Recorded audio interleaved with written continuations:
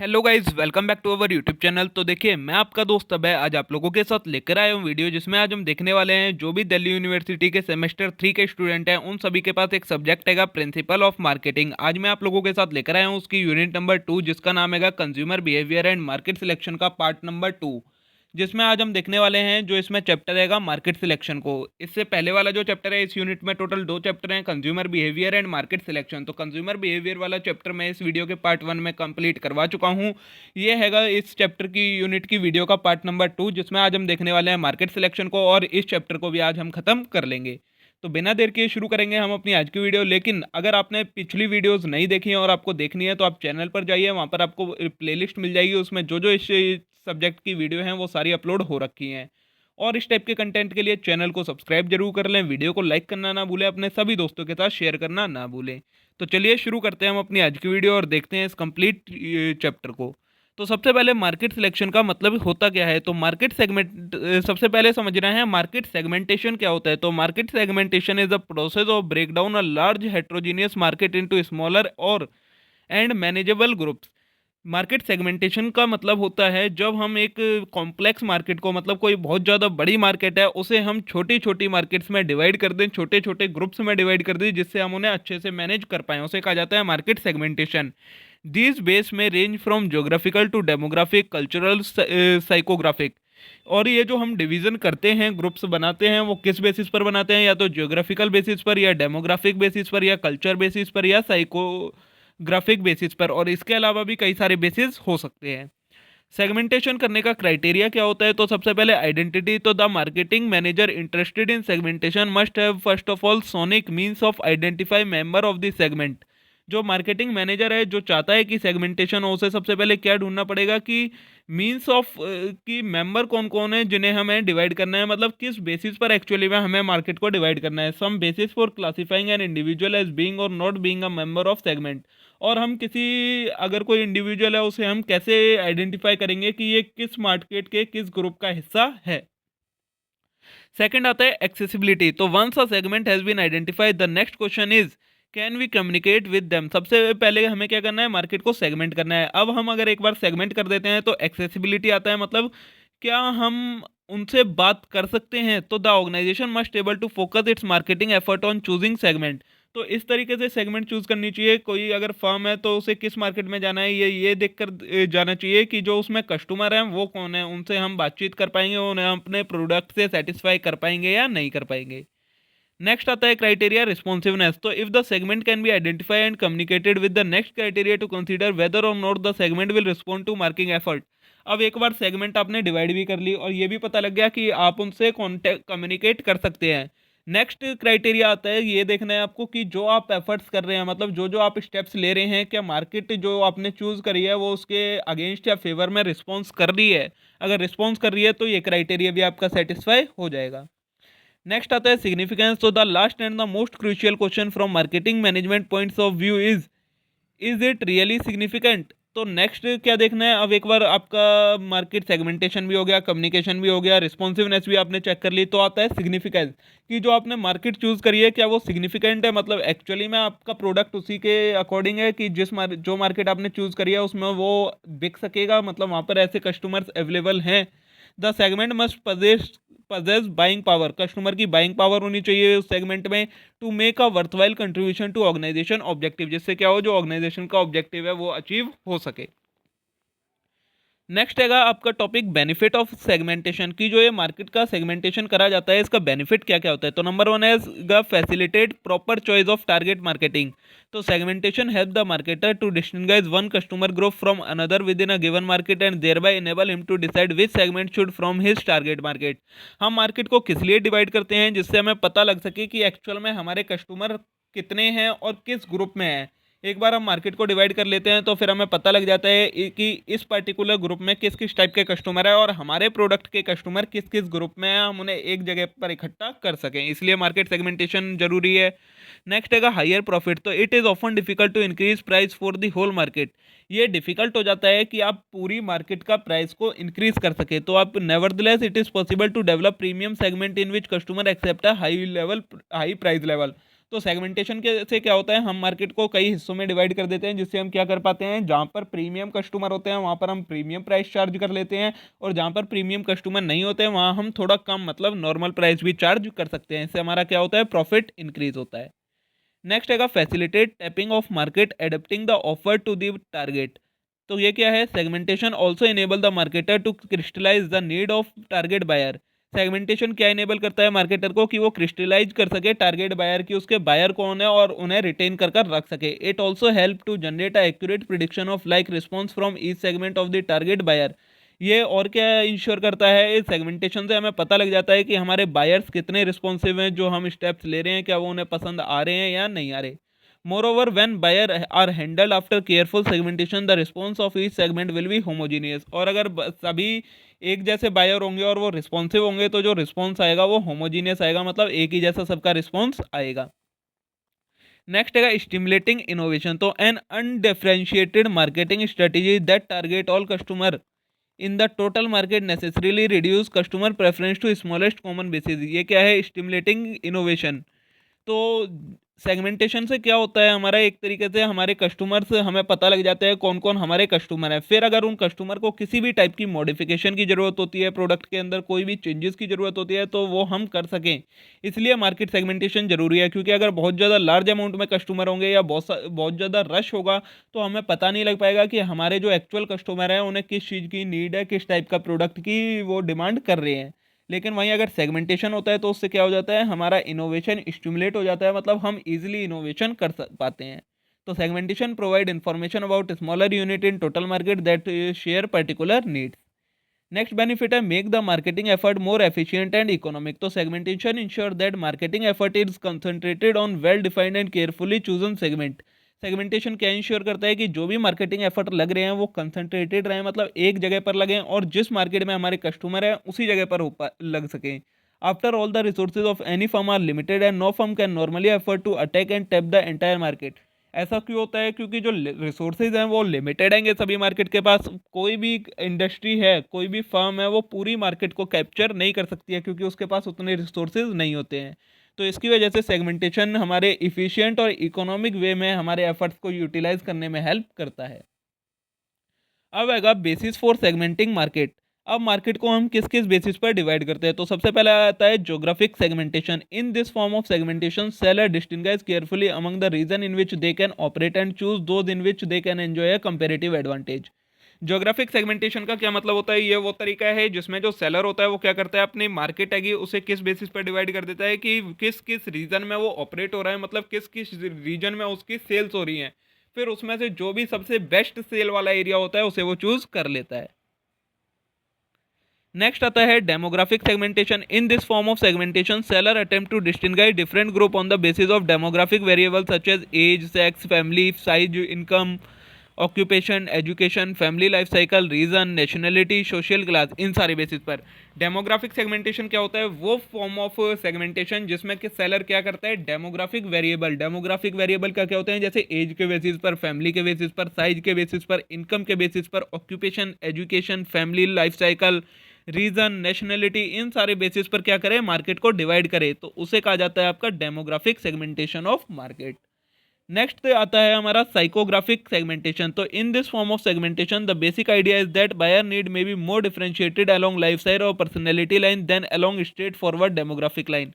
Psychographic segmentation क्या होता है, इसमें यह माना जाता है कि जो हमारा सेलर है, मतलब बायर है, उसकी जो नीड्स होती हैं वो अलग अलग होती हैं उनकी लाइफ स्टाइल और प्रेडिक्शंस के अकॉर्डिंग।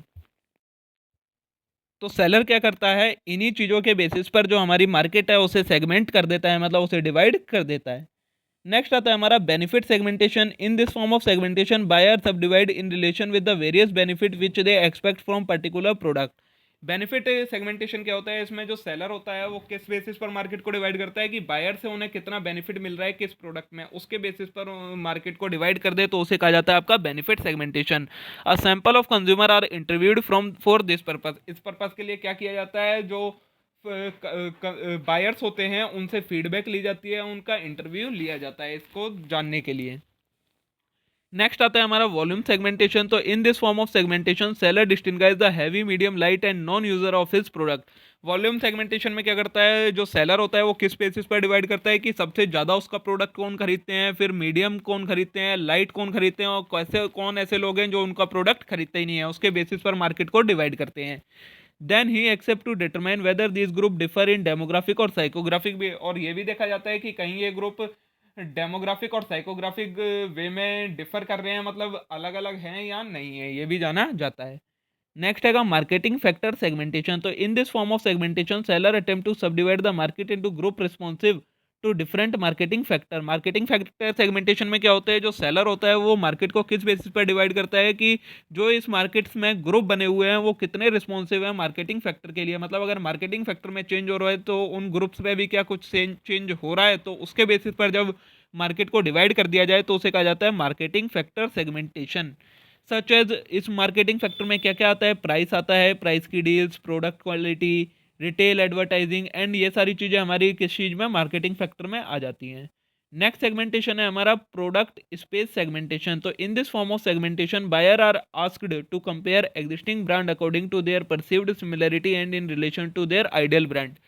ये प्रोडक्ट स्पेस सेगमेंटेशन में क्या होता है, बायर को क्या करता है, कंपेयर करता है कि जो उनका एक्चुअल में ब्रांड है उसको कंपेयर करता है जो एग्जिस्टिंग ब्रांड है उसके साथ, और अगर उसमें कोई डिफरेंस होता है तो फिर उसके बेसिस पर जब अपना डिसीजन लेता है प्रोडक्ट को खरीदने का, तो इस बेसिस पर भी हमारी क्या होती है, मार्केट को डिवाइड कर देते हैं सेलर, तो उसे कहा जाता है प्रोडक्ट स्पेस सेगमेंटेशन। तो ये 7 तरीके होंगे आपको मार्केट सेगमेंट करने के, जिस तरीके से कोई भी सेलर मार्केट को डिवाइड कर सकता है।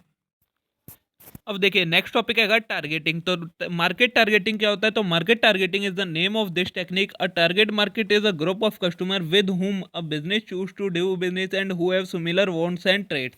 मार्केट टारगेटिंग का क्या मतलब होता है, टारगेट मार्केट वो मार्केट होती है जिसमें जो फर्म होती है वो चूज करती है एक ग्रुप को, कस्टमर्स के ग्रुप को, जिसके साथ वो बिजनेस करना चाहती है, जिन कस्टमर्स की सेम नीड्स हैं, सेम वांट्स हैं, सेम ट्रेड्स हैं। मतलब जो ये ऐसा ग्रुप होता है कस्टमर का जिसकी डिमांड सेम है, तो फर्म उस ग्रुप को चूज करती है कि हाँ मेरी टारगेट मार्केट ये लोग हैं, इन लोगों को मेरा प्रोडक्ट चाहिए और हमें इन लोगों के साथ ही बिजनेस करना है, तो वो कहलाता है आपका market target. A target market well defined set of customer होता है whose need and organization plans to satisfy, जिनकी नीड्स को ऑर्गेनाइजेशन सेटिस्फाई करना चाहती है। He further suggest that market target market may be total focus of organization and it may be viewed only a single state starting point for later expansion to other market segment।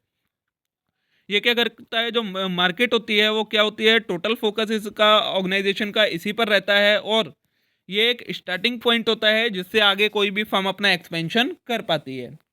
Factor considered for before selecting a target market. अब किसी भी market को हम target market मानेंगे उससे पहले हमें किन किन फैक्टर्स का ध्यान रखना पड़ता है। तो नंबर 1 आता है साइज ऑफ मार्केट और segment. The market should be large enough to make seller and earning for the same. तो मार्केट कम से कम इतनी बड़ी तो होनी चाहिए कि उसमें आराम से सेल हो सके और अर्निंग भी हो सके। Small segment generally have less consumer, क्योंकि जो स्मॉल सेगमेंट्स होती हैं, स्मॉल मार्केट्स होती हैं, उसमें कंज्यूमर कम होते हैं और वहाँ से प्रॉफिट ड्राइव करना बहुत ज़्यादा डिफिकल्ट हो जाता है। नेक्स्ट आता है एक्सेसिबिलिटी। तो the segment that is chosen by marketing department should be within the reach of the firm and should be easy to accessible.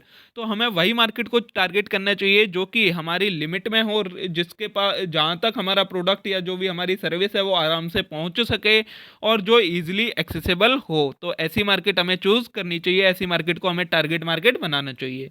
Next है growth. The chosen segment should also have growth prospectus.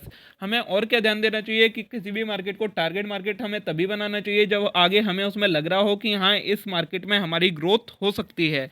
In absence of this opportunity the profit will be limited, क्योंकि अगर growth नहीं होगी तो हमारा profit क्या हो जाएगा, लिमिटेड हो जाएगा, कभी इंक्रीज हो ही नहीं पाएगा। टू पर्टिकुलर टाइम पीरियड, एक टाइम पीरियड के लिए लिमिटेड हो जाएगा। फिर है मेजरेबल। तो the result of target segment should be measurable. तो जो रिजल्ट होना चाहिए वो टारगेट सेगमेंट का कैसा होना चाहिए, मेजरेबल रिजल्ट होना चाहिए। Analysing result become an easy process, क्योंकि जो एनालाइज करेंगे हम रिजल्ट को उसी से हमें पता लग पाएगा कि कोई भी मार्केट जो हमने चूज करी है वो अच्छा परफॉर्म कर रही है या नहीं कर रही है। तो ये हो गया आपका मार्केटिंग टारगेट और क्या क्या हमें फैक्टर ध्यान में रखने चाहिए।